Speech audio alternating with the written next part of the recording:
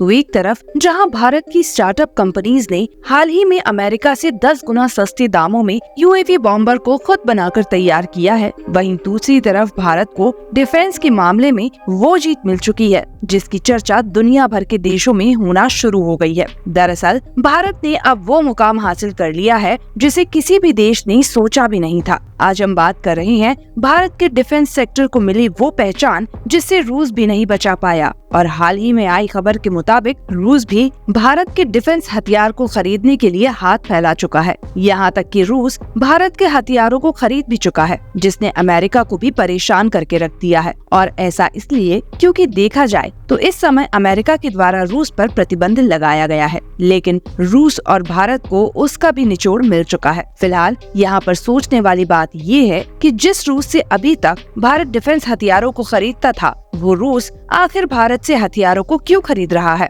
पूरी अपडेट क्या है इस वीडियो में समझते हैं, लेकिन आगे बढ़ने से पहले भारत के डिफेंस एक्सपोर्ट को नई ऊंचाइयां मिल रही हैं। उसके लिए वीडियो को एक लाइक करके चैनल को सब्सक्राइब जरूर कर लीजिए। दरअसल यदि आपने पिछले कुछ महीनों की खबरों पर ध्यान दिया हो तो इस समय भारतीय डिफेंस हथियारों को खरीदने की होड़ दुनिया भर के लगभग सभी देशों में मची हुई है। एक तरफ जहां यूरोपीय देश भारत से डिफेंस हथियारों को खरीदना चाह रहे हैं, वहीं दूसरी तरफ चीन के दुश्मन देश भी भारत से ही डिफेंस हथियारों की सप्लाई चाहते हैं। यहाँ तक कि भारत ने गुयाना में डोर्नियर एयरक्राफ्ट की सप्लाई की है और फिलीपींस को हाल ही में ब्रह्मोस मिसाइल को भेजकर चीन को भी सदमे में डाल दिया है। और ये अपने आप में एक बहुत बड़ी खबर है कि रूस भारत से डिफेंस हथियारों को खरीद रहा है, वो भी इसके लिए भारत को सीधे रुपए में पेमेंट किया जा रहा है। सबसे पहले आपको बता दें कि इस समय रूस और यूक्रेन के बीच चल रहे युद्ध को लगभग 800 दिन से भी ज्यादा हो चुके हैं, लेकिन अभी भी रूस और यूक्रेन के बीच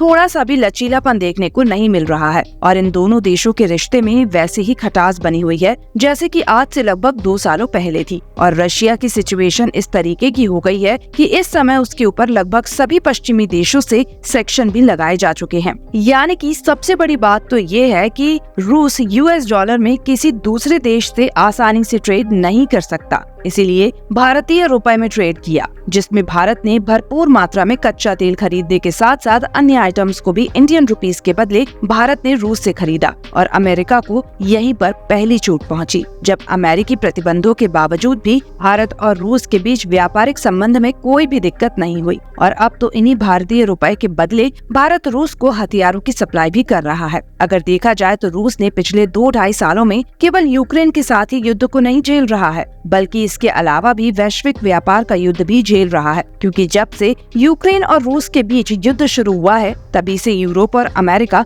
दोनों की तरफ से रूस पर प्रतिबंध लगाया गया है। लेकिन ऐसी कठिन परिस्थिति में भी रूस खड़ा रहा, क्योंकि वो अपने व्यापार में तनिक भी पीछे नहीं हटा और किसी देश को कच्चा तेल बेचकर तो किसी को कोयला बेचकर और किसी को गोल्ड बेचकर पैसे कमा रहा था। और रूस को ये पैसा कमाने में सबसे ज्यादा मदद की है भारत ने, क्योंकि भारत ने इतनी ज्यादा मात्रा में रूस से कच्चा तेल खरीदने के इतिहास के सारे रिकॉर्ड तोड़ दिए हैं। और कमाल की बात यह है कि इन कच्चे तेल को खरीदने के लिए रूस को भारतीय रुपए में पेमेंट किया गया, जिससे अमेरिकी प्रतिबंधों का इस पर कोई भी प्रभाव नहीं पड़ा। और इसीलिए आज ये नौबत पहुंच चुकी है कि जिस पश्चिमी देशों ने रूस पर पैसा लगाया था, उनको अपनी इमेज बनाने के लिए ये तक कहना पड़ रहा है कि वो खुद चाहते थे कि भारत रूस से ही कच्चा तेल खरीदे। लेकिन जो असलियत थी वो इससे बिल्कुल अलग थी, क्योंकि वेस्टर्न कंट्रीज बिल्कुल भी नहीं चाहती थी कि भारत रूस से सस्ते दामों में तेल खरीदकर रूस की इनकम बढ़ाए और इसका फायदा भारत को मिले। और जो लोग कहते हैं कि भारत विदेशी संबंध और पॉलिटिक्स के मामले में क्या हासिल कर लिया, तो उसके लिए आपको बता दें कि भारत ने अपनी जियोपॉलिटिक्स और वैश्विक संबंधों का उपयोग करते हुए रूस और अमेरिका के साथ रिलेशन को बैलेंस बनाए रखा,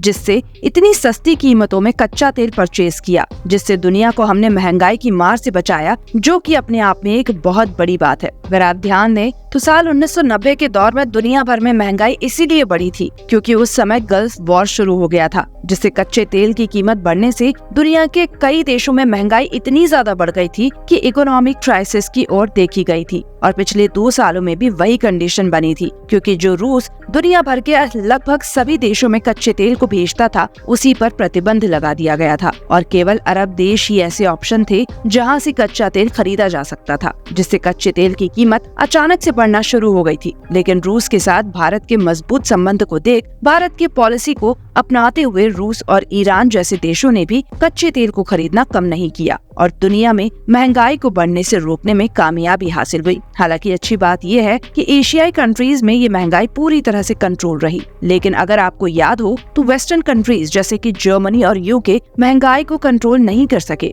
और आपको याद हो तो इसी महंगाई के कारण यूके के अंदर 3 प्रधानमंत्री बदले गए जो महंगाई को निपटा खुद निपट गए और इसीलिए यूके में जो भारत में रहने वाले ऋषि सुनक थे इनको प्रधानमंत्री बनाया गया, जिससे महंगाई कंट्रोल हो पाई। और सबसे अच्छी बात यह है कि दुनिया के कई देशों ने भारत से कच्चा तेल खरीदा जो कि हम खुद ही रूस से खरीद रहे थे, लेकिन इस बार पश्चिमी देशों के प्रतिबंधों के बावजूद भी भारत और रूस ने कच्चे तेल की कीमतों को नहीं बढ़ने दिया। जहां भारत ने सिर्फ रूस से ही नहीं बल्कि आम अमेरिका से भी सस्ते दामों में कच्चे तेल को खरीदकर अमेरिका और रूस के बीच भारत के रिलेशन का बैलेंस बराबर टिका रखा और उस समय रूस भारत को रुपए के बदले कच्चा तेल दे रहा था। इसीलिए अमेरिका को मजबूरन भारत के हाथों सस्ते दामों में कच्चा तेल बेचना पड़ा। इसीलिए भारत के कूटनीति की चर्चा फिर से शुरू हो गई जब रूस भारत में बनाए गए हथियारों को खरीद रहा है। दरअसल रूस ने भारत को जो कच्चा तेल बेचा था उसकी कीमत चुकाने के लिए वोस्ट्रो अकाउंट का इस्तेमाल किया गया